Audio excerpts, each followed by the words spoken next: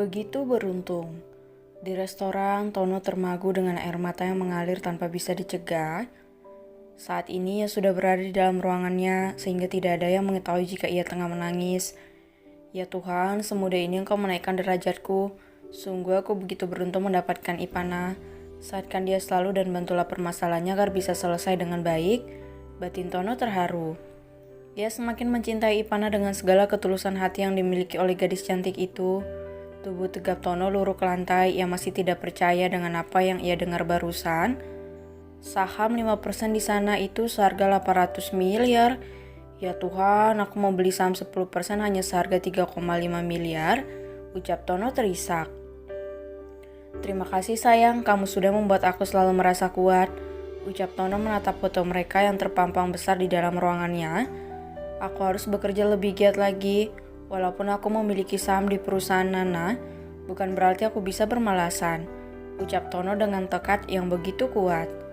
Aku akan benar-benar memecahkan rekor muri setelah ini. Ia mengambil laptop dan menghubungi perusahaan properti yang tengah membangun cabang restorannya untuk menambah 15 cabang lagi dengan semua sisa tabungan yang ia miliki. Aku pastikan mereka tidak akan mampu untuk menyentuhku dengan cara apapun. Aku akan berdiri dengan usahaku sendiri. Ucap Tono mengecup cincin yang bertuliskan nama Ipana di sana. Hingga sore menjelang ia kembali berkutat dengan semua peralatan dapur, membuat beberapa cemilan dan makanan untuk gadis cantiknya. Ketika asik memasak, ponsel Tono berdering. Ia mengernyit bingung, tidak ada orang yang pernah menghubunginya saat jam segini. Ibu, batin Tono. Halo Bu, sapanya. Halo Ja, kamu di mana nak? Tanya ibu Tono. Aku lagi di resto Bu, Eja lagi masak. Ada apa Bu? Tanya Tono mengernyit. Ibu baru melihat berita semua orang membicarakan perusahaan Dirgantara. Bukankah perusahaan itu yang sedang membangun kandang ternak kita nak? Tanya ibu. Iya Bu, ada apa emangnya? Tanya Tono mengernyit. Apa tidak bisa dibatalkan? Ibu takut jika... Bu, itu hanya fitnah. Ada orang yang ingin menghancurkan Nona Ipana Bu. Belum ada sejarahnya perusahaan Dirgantara mengalami kegagalan, jadi ibu jangan risau ya. Ucap Tono lembut. Apa kamu yakin nak? Bagaimana kamu tahu? Tanya ibu mengernyit. Eja mengenal Nona Ipana Bu. Ucap Tono. Kamu jangan bercanda Ja. Ucap ibu terkejut. Ibu gak percaya? Ya sudah, tapi kalau Eja membawa calon menantu ibu, apa ibu percaya? Tanya Tono tertawa. Sudah ada nak? Tanya ibu antusias. Sudah Bu, tapi ayahnya belum mengizinkan untuk menikah. Ucap Tono lirih. Tidak apa, yang penting calonnya ada dulu. Jadi nih gak risau karena mikirin kamu normal apa tidak. Ucap ibu. Tono mendelik, entah bagaimana ibunya memiliki pemikiran seperti itu. Eja masih normal Bu, ucapnya. Ya sudah, tapi kamu yakin kalau kandang kita akan bagus? Gak akan roboh kan? Tanya ibu lagi. Yakin Bu, bahkan Eja bisa membawa Nona Ipana ke hadapan ibu jika masalahnya sudah selesai. Ucap Tono. Jangan bercanda, sudah sana, lanjut kerjanya. Ucap ibu kesal. Iya Bu, selamat sore Nyonya.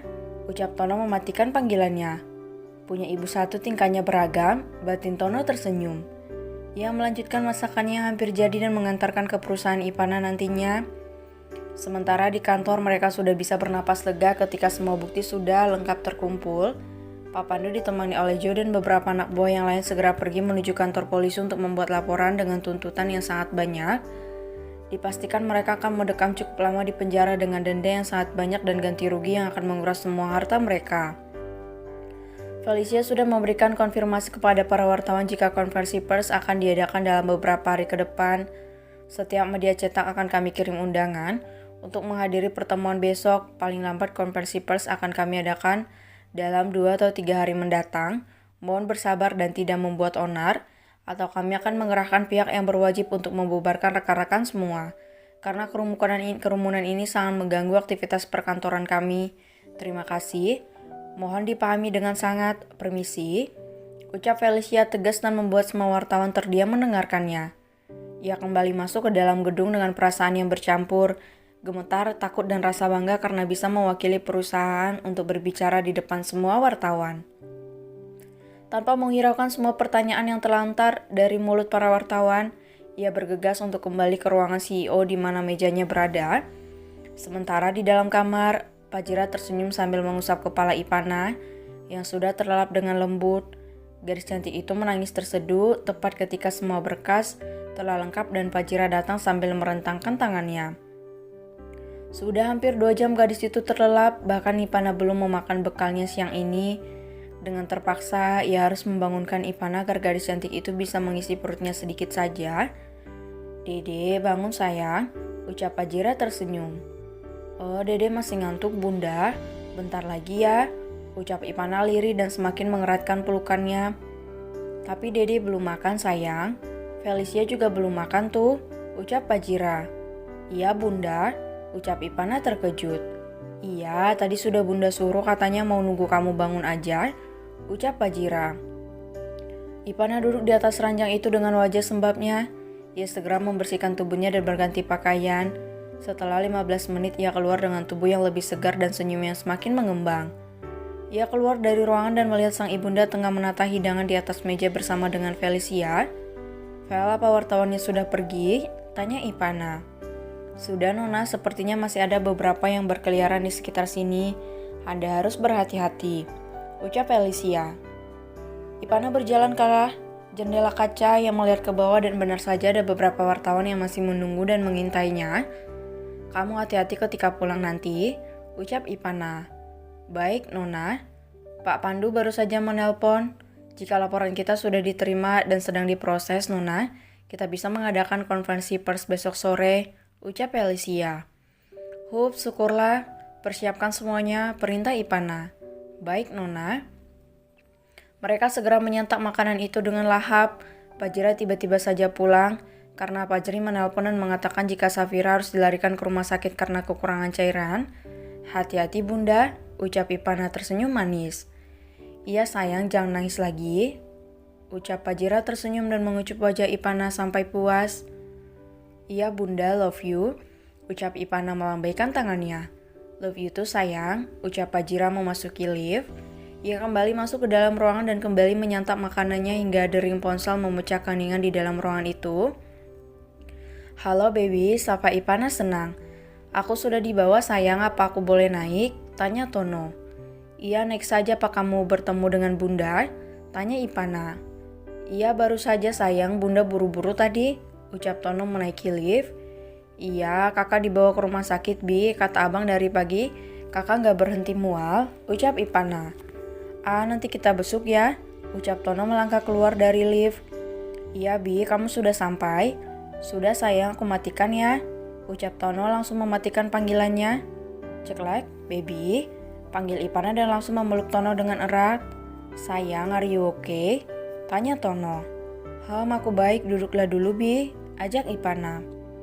Mereka duduk di sofa. Felicia tiba-tiba saja menjadi salah tingkah karena berada di antara Tono dan Ivana. "Aduh, sial banget, mana aku belum kenyang. Masa iya aku ngenes melihat mereka berpacaran?" batin Felicia menyedihkan. "Iya baby, kenalkan ini Felicia, asistenku," ucap Ivana tersenyum manis menatap Tono. "Hai Felicia, tolong jaga dan awasi Ivana ya. Jangan sampai dia nakal ketika di luar," ucap Tono terkakak geli melihat wajah cantik Ivana yang cemberut. "Senang bertemu dengan Anda tuan," ucap Felicia kikuk dan merasa tidak enak untuk melanjutkan makannya. "Makan saja, jangan hiraukan kami," ucap Ivana membaca ekspresi gadis itu. Baik Nona," ucap Felicia bernapas lega. Ivana berdiri dan mengambil sebuah berkas yang berisikan perjanjian pembelian saham atas nama Tono. "Ini berkasnya Bi, selamat ya," ucap Ivana menatap manik mata Tono dengan lekat. "Sayang," ucap Tono lirih dengan mata yang kembali berkaca-kaca. Ia memegang berkas itu dengan tangan yang gemeteran, membaca namanya tertera di sana dengan indah. "Terima kasih sayang," ucap Tono lirih. "Sama-sama, kamu harus makin bekerja keras Bi. Jangan sampai karena ini kamu menjadi malas untuk bekerja," ucap Ivana tersenyum sambil mengelus lengan Tono. "Iya sayang, terima kasih. Aku begitu beruntung mendapatkan kamu. Aku mencintaimu Ivana," ucap Tono yang sudah terisak sambil memeluk Ivana. "Sama-sama, jangan nangis malu," ucap Ivana terkekeh namun matanya juga ikut berkaca-kaca. Sementara Felicia hanya bisa menahan hati karena menyaksikan adegan haru dari pasangan yang paling romantis senovel ini. Astaga nasibku, wah batin Felicia menjerit.